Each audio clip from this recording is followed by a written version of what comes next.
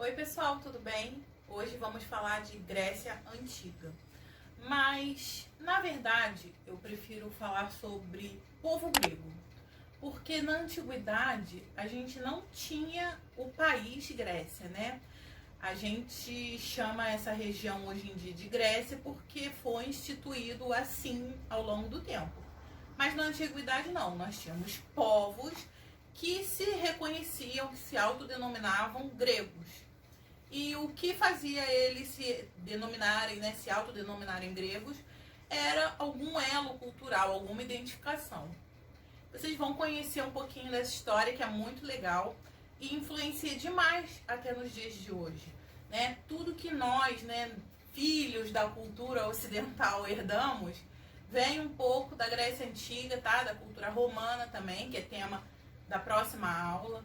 Mas hoje a gente vai falar de Grécia. Como vocês podem ver aqui no mapa, todos esses povos, eles habitaram essas áreas em vermelho na Europa, tá? Na Europa, até aqui no norte da África, tá? Essa área aqui que é mais pro Oriente Médio. Enfim, todos esses povos ocuparam essas áreas, mas tudo começou aqui, tá? Mais ou menos aqui, que é a península do Peloponeso, e aqui, que é a ilha de Creta. A história da Grécia, né, da Grécia Antiga, ela pode ser dividida, né, nesses períodos aqui, como vocês podem ler, tá? Vou virar um pouquinho mais a tela. O período pré-homérico, o período homérico, período arcaico, período clássico e o período helenístico. O período pré-homérico. Mas quem foi Homero? Bom, Homero foi um escritor, né, na antiguidade, que na verdade nem sabe se realmente existiu, né? Na antiguidade, antes, né, da tradição da escrita, as pessoas contavam suas lendas, suas histórias boca a boca, né? Um ouviu ali, outro ouviu aqui, porque isso fazia parte da cultura deles, né? E, né, um suposto senhor, né, uma pessoa, escreveu essas lendas, né? E escreveu 2 livros, digamos assim, né? Escreveu 2 histórias que são muito conhecidas até hoje em dia, que são a Ilíada e a Odisseia. Essas obras, né, no caso da Ilíada, conta a história da Guerra de Troia. E a Odisseia conta a história de Ulisses, né, voltando para a ilha de Ítaca, que é como se fosse uma continuação da Ilíada, né? A Odisseia é uma continuação da Ilíada. Mas então, gente, essas histórias a gente nem sabe se realmente existiram, tá? Troia dizem que pode ter existido, mas não há muito o que comprove isso. Enfim, são histórias da antiguidade que fazem parte do nosso cotidiano até hoje. Por quê? Porque embora essas histórias não tenham uma veracidade comprovada, são histórias que ajudaram a gente, hoje em dia, historiadores, a entender como era o passado na Grécia Antiga, né? As divisões sociais, o governo, enfim, como que era organizado. Por isso que essas obras são tão importantes. Então, o período pré-homérico, ele começa, né, com a civilização cretense, né, com a ilha de Creta. São os registros mais antigos que a gente tem sobre os povos gregos. O período homérico, a gente já tem uma divisão social, uma organização social que nós chamamos de gênos, né?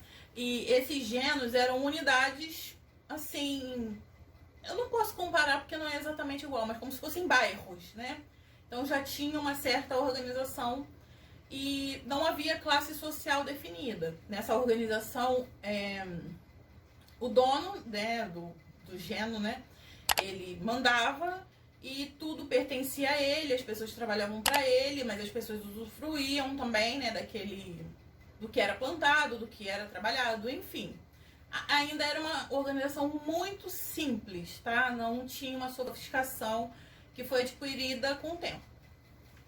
Depois temos o período arcaico, que esses gênos já estavam organizados em cidade e estado. Nessa cidade-estado, por que é diferente, né? Já é uma coisa mais, sabe, detalhista, mais autônoma, mais independente. Temos o período clássico, né, que é o desenvolvimento da democracia, e temos guerras médicas e as guerras do Peloponeso. As guerras médicas, a gente até falou sobre elas durante a aula de Pérsia, Império Persa, né? Então, vocês já devem ter ouvido falar. E temos o último, que é o período helenístico. Esses 5 períodos, eles ajudam você a compreender um pouco melhor a história da Grécia Antiga. E vamos lá. Como eu falei, no primeiro período pré-homérico, a gente tem lá no mapa, vocês podem abrir aí um mapa para facilitar a vida de vocês, o desenvolvimento da civilização cretense, né, na ilha de Creta, que é próximo a Esparta, né, que é na península do Peloponeso. Então, foi ali que começou o povo grego, digamos assim. Haviam, assim, povos nativos, né, que eram os aqueus, os jônios e os eólios. E esses povos viviam lá, tá, se desenvolvendo, até que chegaram os dórios, né, que, digamos, pode ser considerado o pai dos espartanos, né?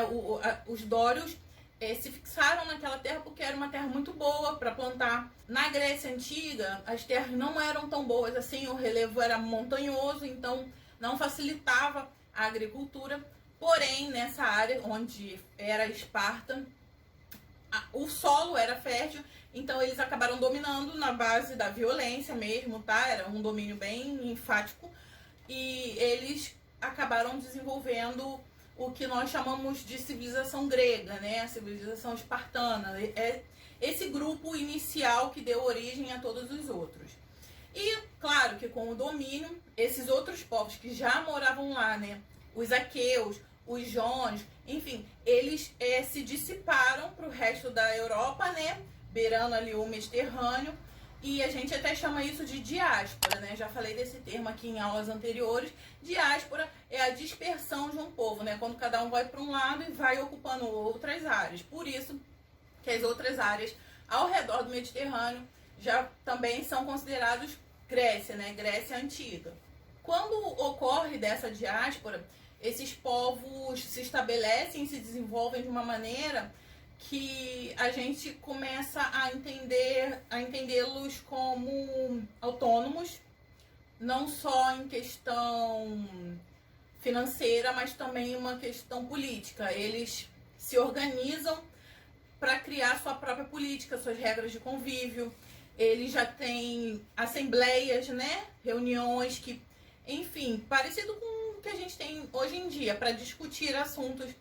E nesse período, né, que é o período arcaico, a gente já tem o desenvolvimento das cidades-estado. A gente estuda muito isso, né, na escola. Provavelmente você já deve ter ouvido esse termo, cidade-estado. Cidade-estado é uma cidade que tem a sua autonomia, mas não pode ser considerada um país, até porque o conceito de país, ele não existe na antiguidade ainda, tá? Ele é uma coisa moderna, tá? Bem mais pra frente. Como eu falei, antes, né, da criação dessas cidades-estado, essa organização em genos, ela ainda mantinha um sistema um pouco mais simples, mais rudimentar, patriarcal, e tudo era concentrado nas mãos de um oligarca, né, de um rei, de um líder, enfim. Ainda falando sobre os genos, eles eram organizados, como eu falei, na mão de um oligarca, que eram chamados de eupátridas. E abaixo deles, né, na camada social, assim, não existia uma camada social financeira, porque os eupátridas eram os líderes, né, supremos, porém a divisão governamental, ainda que simples, era dessa maneira.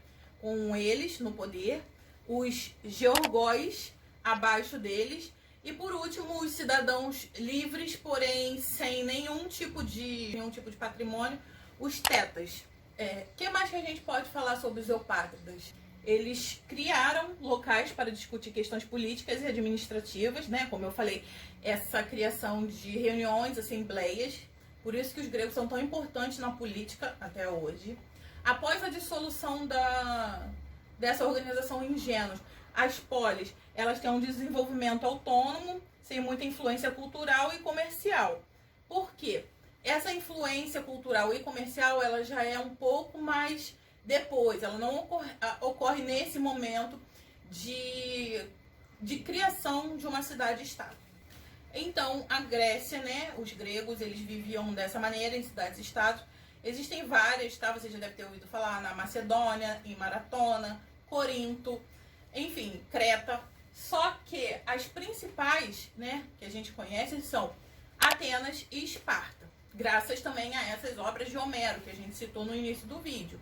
O povo dório, quando chega, né, na península do Peloponeso, se estabeleceu ali, como eu falei, na base da violência, né? Mas, claro, algumas pessoas, né, daqueles povos nativos ainda ficaram por ali, né, submetidos como escravos, enfim. Essa junção desses povos que fundou a sociedade espartana, né? Como eu botei aqui, Esparta, fundado pelos dórios. Eles tinham uma tradição militarista muito forte, ou seja, se você morava em Esparta naquele momento, de alguma maneira você deveria estar envolvido com o exército. Mesmo que você não fosse parte do exército espartano, né, porque se fosse alguma força auxiliar ou algum serviço auxiliar, a tradição espartana era militarista. Isso que era a base da sociedade deles, né? Por isso também tem essa questão da violência, enfim, de modo muito, muito forte. Por que eu estou falando de Esparta e Atenas e não estou falando de outras cidades-estado? Porque, basicamente, Esparta e Atenas serviam de modelo para essas outras cidades, embora as outras cidades também tivessem suas peculiaridades, tivessem seu modo de viver, eles acabavam se inspirando nessas duas cidades de Esparta tão importantes. Mas aqui, voltando a falar de Esparta, o que acontece? Vocês sabem que terra é poder, propriedade é poder. E em Esparta não poderia ser diferente.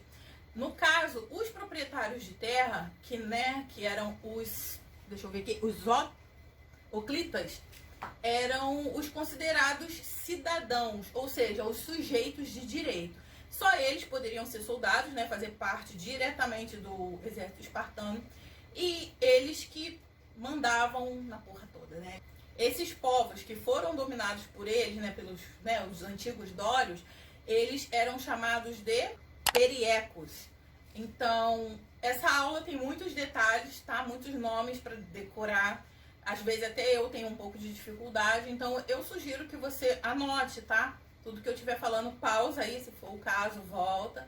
E assim a gente vai entendendo um pouquinho mais sobre a Grécia Antiga. Diferentemente dos periecos, nós temos os ilotas, porque os periecos eram dominados de guerra, eram obrigados, tratados como escravos, tudo mais, e pertenciam aos seus senhores. Mas os que pertenciam à cidade, ao governo, eu tô botando aspas, por quê? Porque eles precisavam prestar serviços públicos, digamos assim, na base da força. Eram os chamados ilotas, né? Escravos que pertenciam à cidade. O que mais a gente pode falar? Como eu já falei anteriormente, Esparta tinha esse sistema de oligarquia hereditária, né? Passava de pai para filho. Não era nada democrático, tá? Até porque a democracia é um conceito que aparece depois, até na própria Grécia. E eles tinham dois reis. Um simbolizava o rei da parte civil e o outro da parte religiosa. Esse sistema de dois reis a gente chama de diarquia. Eu não coloquei aqui no vídeo, mas se você quiser anotar aí, fique à vontade. O que mais que a gente pode falar sobre Esparta? Esparta tem alguns nomes que você pode ter já ouvido falar, mas que é bom anotar também, que eram instituições, tá? Nós temos, por exemplo, o Congresso Nacional, nós temos a Assembleia Legislativa, e eles tinham essas instituições que eu vou mostrar aqui para vocês agora. A Ápila era uma assembleia menor. Lá eram decididas coisas importantes, criado leis, mas não tinha aquele poder, sabe, aquele vigor como, por exemplo, a Jerúsia, né? A Jerúsia era um tipo de assembleia legislativa, era onde criadas as leis. Mas por que a Jerúsia era mais poderosa que a Ápila? A Jerúsia era um conselho de idosos, né, de anciãos, e é daí que vem até o nome geriatria. Mas enfim, a Jerusa era um conselho de anciãos, até no filme 300 de Esparta mostra isso, só que mostra de uma forma fantasiosa. Mas enfim, isso era uma instituição, né, da Grécia Antiga, principalmente desenvolvida na cidade de Esparta. Além dessas duas instituições, nós tínhamos também a Éfora, né, que tinham 5 executores. Esses 5 executores eram designados para executar o que a gente chama hoje de poder judiciário e poder executivo, né? De polícia, presidente, prefeito, governador, essas coisas, tá? Poder judiciário, como vocês sabem, é o juiz, tá? Aquelas pessoas que decidem os conflitos judiciais. E claro, a sociedade espartana era uma sociedade estamental. E o que é uma sociedade estamental? Bom, sociedade estamental é uma sociedade que não há mudança social. Se você nasce pobre, você vai morrer pobre. Se você nasce rico, você vai morrer rico. Não há mudanças, né, de cima para baixo. Claro que até hoje existe isso, tá? Até no Brasil, muito, né? Mas ainda assim, que remota, existe uma possibilidade de você mudar de classe social. Não é impossível. E nessa época aí, em Esparta, era impossível. Agora nós vamos falar da cidade que eu gosto mais. Desculpa, tá, espartanos, mas eu gosto mais de Atenas, tá? Bom, Atenas também tinha esse sistema de latifundiários, tá? Eram pessoas no poder, que como eu falei, quem tem terra tem poder, quem tem bens tem poder. E terra, na antiguidade, né, valia ouro.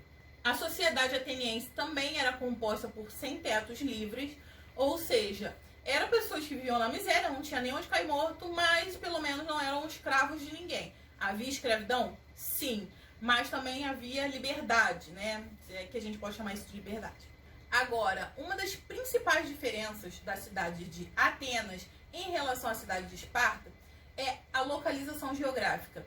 E, gente, como eu já falei aqui em alguns vídeos, geografia é tudo. Isso determina cada coisa, sabe? Enfim, muito do que se acontece, o que aconteceu na nossa história, tem a ver com a geografia, tem a ver, né, com a natureza. E com Atenas não poderia ser diferente. Como vocês podem ver nos mapas, Esparta era uma cidade mais interior e Atenas era uma cidade litorânea. Sendo assim uma cidade litorânea, pôde se desenvolver o que, gente? O comércio. Atenas tinha uma troca comercial muito forte, né? Esparta tinha comércio? Tinha, mas não tão forte assim quanto de Atenas. Tinha uma troca comercial muito forte. E com esse fluxo de pessoas indo e vindo, né? Pessoas de outras áreas, outras culturas, acabou enriquecendo demais o conhecimento, a cultura, sabe? Acho que é por isso que eu sou apaixonada por Atenas, porque lá que foi desenvolvido o teatro, a filosofia, tudo que faz parte da cultura grega, que depois foi chamada de helenística e hoje é chamada de ocidental. Esses comerciantes atenienses eram chamados por dois nomes diferentes. Eles eram os demiurgos e os georgóis. Os demiurgos eram os poderosos e os georgóis eram tipo os camelô da época, né? Com baixo poder aquisitivo. Ainda existia um sistema de monarquia, né? Um sistema de de liderança, né? Não sei o nome exato para classificar, mas enfim. E um desses líderes da sociedade ateniense, que foi Solon, ele decretou uma coisa assim que fez muita diferença, que foi o fim da escravidão por dívida. Porque a sociedade ateniense era composta por muitos escravos, era tipo assim 90% da população, e isso estava prejudicando demais a questão comercial. Claro, né, ninguém faz isso por bondade, as pessoas não são boazinhas assim, infelizmente, mas enfim, ele acabou abolindo esse tipo de escravidão e isso fez muita diferença. Logo após dele, tá, alguns reinos, né, algumas lideranças depois, veio o que a gente considera o pai da democracia, que é Clístenes. Clístenes instituiu que as pessoas teriam influência direta na vida grega, né? Não seria mais assim o poder de pai para filho, por hereditariedade, seria por voto, né? Por voto da maioria, tanto que democracia vem, né? Tem esse sentido, né? O prefixo demo significa de todos, né? Mas na prática não era de todos, literalmente no sentido da palavra, né? Era daqueles que eram considerados cidadãos. E naquela época, cidadãos eram só homens livres, tá? Se era algum homem que já tinha sido escravizado ou nasceu escravo, ou mulher, não podia votar, não era considerado cidadão, não era considerado sujeito de direitos. Ainda falando sobre essa questão da cidadania grega, né? Eles consideravam também que para poder votar, para poder participar nesse sentido, a pessoa também teria que passar por um treinamento militar, né, obrigatório. Então, mesmo que você fosse homem livre, se não tivesse passado por esse treinamento militar, você também não poderia participar ativamente das decisões da cidade, tá? A gente pensa muito hoje em dia em voto, papelzinho, urna eletrônica, mas isso era mais assim, reuniões em praças, né, chamadas ágoras, que aconteciam, sabe, para debater mesmo, sabe, sentar e discutir como é hoje nas nossas câmaras, nas nossas assembleias, tá? Embora nossos políticos não atendam nossos desejos na prática, teoricamente eles estão lá para isso, né, gente? Vamos, enfim. Aí tá. Atenas se desenvolveu nesse sentido mais cultural e comercial, e Esparta mais militarista, mais tradicional. E as outras cidades-estado gregas viam neles um espelho, tá? Outras cidades também se desenvolveram, foram muito importantes, mas elas duas acabaram servindo de base para todas as outras. Durante a tentativa de invasão persa, né? Durante a tentativa de domínio persa, como eu falei na aula de Império Persa, nós tivemos as chamadas guerras médicas, né? Que foram os gregos, né? Que se uniram, Atenas e Esparta, contra os persas. Mas Atenas e Esparta, embora estivessem se unido nesse sentido, eles ainda tinham seus próprios conflitos. Por exemplo, Esparta ficava, né, full pistola porque Atenas cobrava impostos, enfim, e se desenvolvia mais do que eles. Rolava aquele, né, recalque, né, a invejinha, né, enfim. Até que eles chegaram num ponto de acabarem desenvolvendo uma guerra, que é a chamada Guerra do Peloponeso. São guerras que são gregos contra gregos. Mas, enfim, a Guerra do Peloponeso acabou acontecendo e isso acabou despertando a atenção de Filipe II. Quem era Filipe II? Era um rei na Macedônia, que também era uma cidade-estado grega, mas tinha, assim, já um pouco diferença cultural. Falei sobre isso em outras aulas, tá, gente? E Filipe II acabou vendo eles dois lá se matando e deu, vai lá, isso mesmo, se mata, deu aquele incentivo, né, o empurrãozinho que faltava. Por quê? Filipe II também queria dominar a área, e no caso ele se enfraquecendo, ia facilitar isso para o rei macedônio. Mas enfim, Filipe II foi lá, deu aquele incentivo, e Filipe II, talvez você não lembre dele, mas você com certeza já ouviu falar no filho dele, a cria dele, tá? Porque o filho dele é aquele que, nossa, é considerado um dos maiores militares e estrategistas de todos os tempos, que é Alexandre o Grande. O pai de Alexandre o Grande, Filipe II, ele chegou a dominar uma cidade, tá? Entre outras, várias que ele já tinha dominado, chamado Estagira, ou Estágera, eu não sei exatamente como pronuncia. E quando ele dominou essa cidade, ele botou fogo em tudo. Passou um tempo, ele quis contratar um tutor para o filho dele, né, Alexandre o Grande, para Alexandre o Grande continuar esse trabalho que ele fazia de domínio, tá?